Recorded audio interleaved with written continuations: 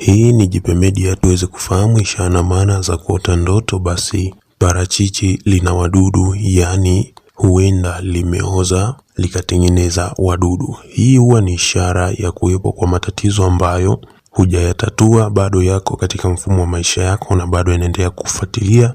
Hivyo ni wakati sahihi wa kuhakikisha kwamba hayo matatizo unayatatua ama unayamaliza kwa wakati sahihi, ili uweze kupata uhuru ambao utakuruhusu kufanya mambo mengi, kwa sababu hayo matatizo yanaweza kukukwamisha kuendelea na kile kitu ambacho ni cha muhimu katika mfumo wa maisha yako. Lakini pia huambatana na ishara ya wewe kuwa chachu ya maendeleo, kitu ambacho ni kizuri.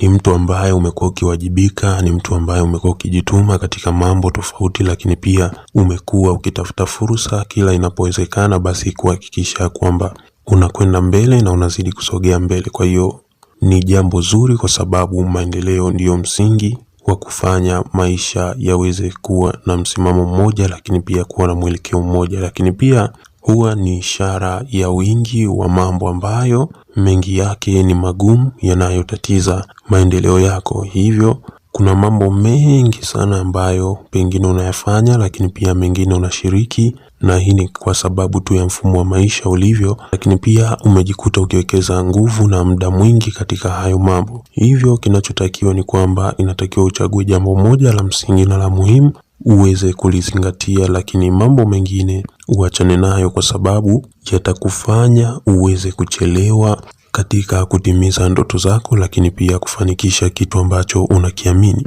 Pia huwa ni ishara ya kutendwa. Hivyo katika mfumo wa maisha yako inatakiwa uwe makini sana, haswa zaidi na mahusiano ulionayo, kwa sababu kuna kila dalili na kila ishara ya kwamba usaliti unaweza kutokea. Hivyo mpenzi ulionaye ama mpenzi ambaye unaishi naye ukaweza kumkosa siku za mbeleni, na hii ni kutokana na usaliti ambao utajitokeza. Kwa hiyo inatakiwa kuwa makini katika hilo, ili kuweza kudhibiti hiyo hali ya kutengana, kwa sababu ni kitu ambacho kitakurudisha nyuma, kwa sababu mambo mengi yanaenda, na hii ni kutokana na mahusiano ambayo unayo na mtu ambaye unaishi naye. Hivyo jitahidi sana kuweza kuzuia hali hii, lakini pia muombe Mwenyezi Mungu aweze kuzuia hii hali ya kutengana ama kuachana, kwa sababu sio hali nzuri, ni hali ya hatari, lakini pia ni hali ambayo itakurudisha nyuma kihisia, lakini pia itakutengenezea mawazo. Nikushukuru sana kwa time yako. Hii ni Jipe Media. Unakumbushwa kubinya subscribe button,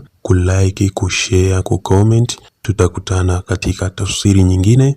Bye bye na Mungu akubariki.